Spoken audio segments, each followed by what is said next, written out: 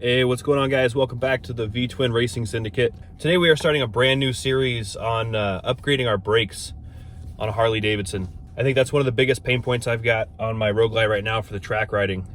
After about 15 minutes on track, we were getting some brake fade, and I had to pull off with our last track day.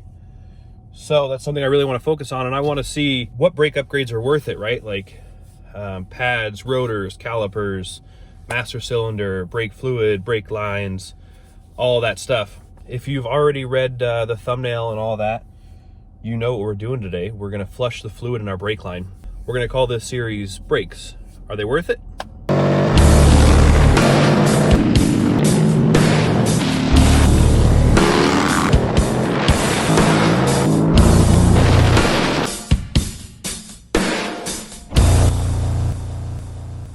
We're starting off in the car today because we're headed to Harbor Freight to pick up a tool we're going to need for this.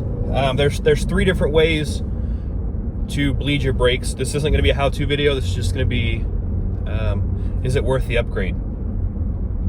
So you can use your hands. You can hand pump it out of there with just a line like a water bottle. You can use a vacuum pump. You connect to the brake caliper and you vacuum pump it out. What we're headed to Harbor Freight today to get, it's going to use our air compressor, and it's basically just going to suck it out. And I checked online. It's about 30 bucks at Harbor Freight. I really dig Harbor Freight. A lot of people kind of hate on it, but it's a good affordable way to get some cheaper tools. They may not last forever. It's what I do, and if you're balling on a budget, it's what I recommend doing. Something like this where it's just plastic anyway. What's the difference between paying 30 bucks and 100 bucks for something? We've already got an air compressor, so we'll just hook it up to the air compressor and use it from there. And this kit also comes with like a automatic filler for the master cylinder, so you don't have to sit there and pour it in. We'll see how that works. We'll kind of review this little Harbor Freight system in here too. But your brakes, doing the brake fluid on a bike or a car or anything like that, it's not really an upgrade. It's more of a maintenance thing, right? We're starting off here because I want our brakes to have a very even playing field, a very good starting point. Like what's the pinnacle of the stock brakes, right? So right now our bike's a little over 2 years old, and it's got a little over 5,000 miles. And I've seen a lot of people skipping out on changing out their brake fluid. It seems like something that a lot of people don't think about. The brakes just kind of slowly degrade over time, and you get that squishy feeling.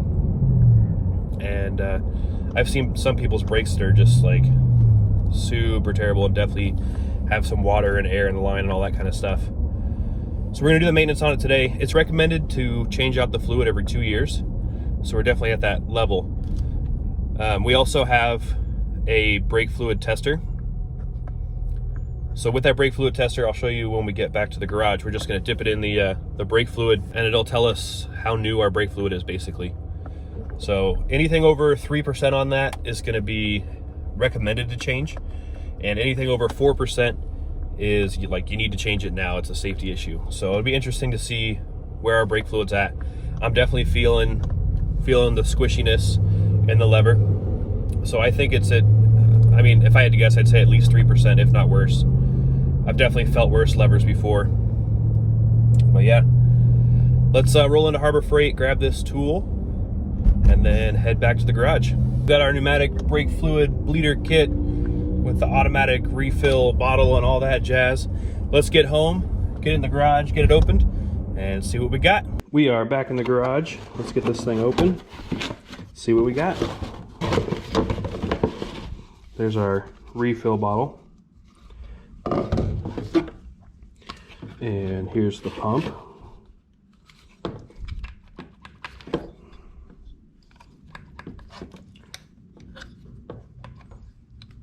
See, it just screws into your air compressor, and then it drains all the fluid into here. Simple enough design. This is what pops onto our brake caliper.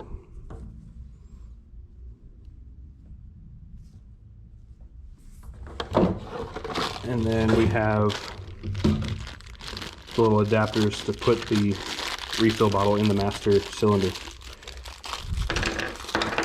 Comes in a bunch of different sizes. We're probably gonna have to use the biggest one, is my guess. Let's jump over to the bike and get it all hooked up. All right, let's get this cracked open. We're gonna test our brake fluid first, like I said in the beginning of the video. And these screws are gonna stay with the cap, at least on this specific model. And then we'll just pop it off. All right, once it comes loose, get another rag, set it on there, take it to the side. Got a little tester here. I got this on Amazon for like 10 bucks. I'll leave a link in the description down below for it. We're gonna push the button and drop it in, and shot right up to 3%. So this fluid's definitely old, and we'll get it replaced.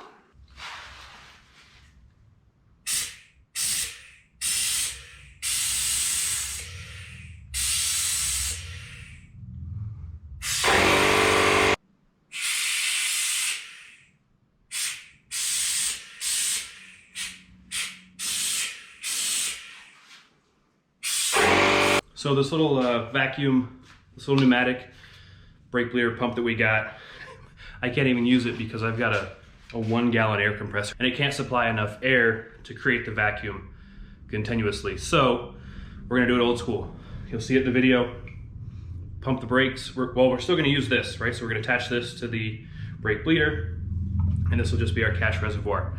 We're gonna pump the brakes, open it while we're holding it down, close it, let go. Open it, close it, back and forth, boom, boom, boom. You'll see it's super easy. This isn't really a how-to, but it's like a basic guideline, if you will.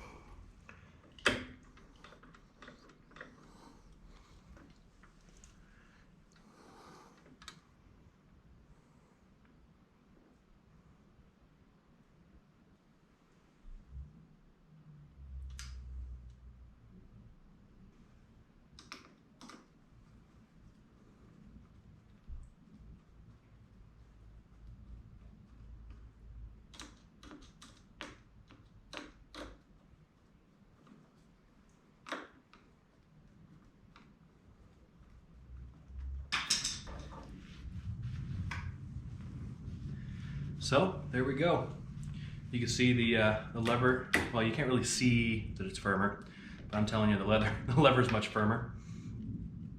You can feel the resistance now a lot more. So yeah, that's a brake fluid swap. We did the front lines. Now we just got to do the back. But yeah, that's required maintenance for any motorcycle, any car, something like that. And in the Harley service manual, it's recommended every 2 years. So go change yours.